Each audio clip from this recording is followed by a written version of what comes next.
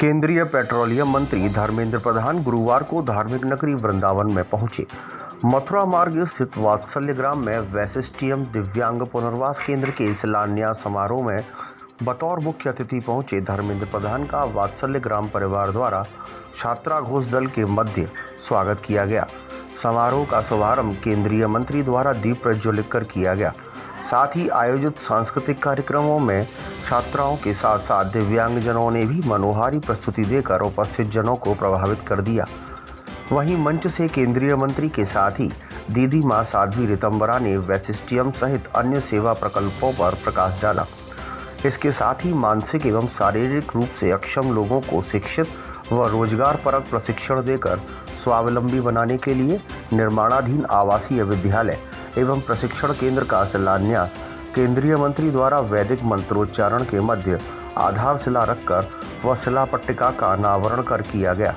पत्रकारों से रूबरू हुए केंद्रीय मंत्री धर्मेंद्र प्रधान ने कहा कि वैशिष्ट्यम जैसे अनुष्ठान में शामिल होना उनके लिए सौभाग्य की बात है। वहीं राहुल गांधी पर निशाना साधते हुए कहा कि उनकी 4 पीढ़ी उत्तर प्रदेश की नुमाइंदगी कर चुकी हैं। इसके बाद भी दक्षिण में जाकर उत्तर भारत के बारे में इस प्रकार बोलना गलत है। वहीं पेट्रोल डीजल की बढ़ती कीमतों के प्रश्न पर उन्होंने इसका कारण अंतर्राष्ट्रीय बाजार में कच्चे तेल के मूल्य वृद्धि को बताया। देखिए, आज पूज्य दीदी माँ के आदेश के अनुसार उन्होंने हमें सौभाग्य दिया। वात्सल्य ग्राम में वैशिष्ट्यम जैसे एक विशेष अनुष्ठान की नया भवन निर्माण में मैंने आज शामिल हुआ। पेट्रोलियम मिनिस्ट्री की कंपनी ओएनजीसी की सामाजिक उत्तरदायित्व योजना के तहत CSR योजना के तहत ये भवन जो दिव्यांग बच्चों के लिए बनेगा। वात्सल्य ग्राम देश में समाज सेवा का नई मिसाल खड़ी की है।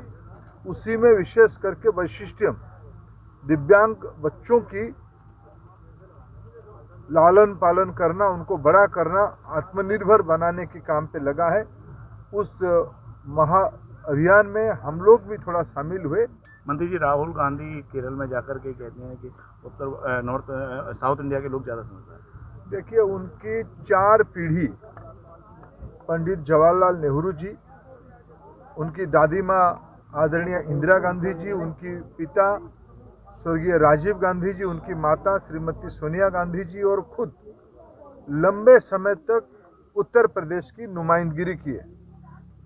उत्तर प्रदेश की बदहाली का, जो उत्तर प्रदेश विश्व की एक अग्रणी इलाका होनी चाहिए था अभी तक, और आप जाइए अमेठी रायबरेली इलाका देखिए कितना पिछड़ापन है। मंत्री जी, पेट्रोल और डीजल की महंगाई के साथ साथ आज 25 रुपए गैस पे भी बढ़ गए। क्या कहेंगे? दो कारण देने के लिए क्या कर रहे हैं? दो कारण से ये मूल्य में इस प्रकार की प्रकट हो रही है। अंतर्राष्ट्रीय बाजार में कच्चे तेलों की दाम की उछाल के कारण कोरोना के महामारी के उपरांत विश्व में डिमांड टूट चुकी थी। जब डिमांड गिर गई तब सप्लाई को भी उन्होंने कम कर दिया, उत्पादनकारी देशों ने। लेकिन ये साल भर पहले की बात है। पिछले सालों में जब उसकी कटौती किया गया कच्चे तेलों को, तब भारत भी उसका समर्थन किया था। तब ये कहा गया था कि जनवरी फरवरी तक पुराने जितना उत्पादन होती थी उतना हो जाएगी। डिमांड जितना होनी थी उतना हो चुका है। पेट्रोल, डीजल, LPG तो बढ़ ही रहा है, लेकिन सप्लाई उस ढंग से नहीं हो पा रहा है। उत्पादनकारी देश ज़्यादा मुनाफा कमाने के चक्कर में अपने देश की अर्थनीति को ध्यान में रखते हुए कच्चे तेलों में एक आर्टिफिशियल इंक्रीज किए हैं। हम उत्पादनकारी देशों के साथ लगे हैं कि भाई आप ऐसा नहीं कर सकते हो। जो कंज्यूमिंग कंट्री है, जो उपभोक्ता देश है, वो उसको नुकसान देती है, कंज्यूमर्स को बाधक होती है। ये एक प्रमुख कारण है। और इन दिनों में अमेरिका में बर्फीली तूफान होने के कारण उत्पादन इन दिनों में पिछले 2-3 हफ्ते से घट भी गया है।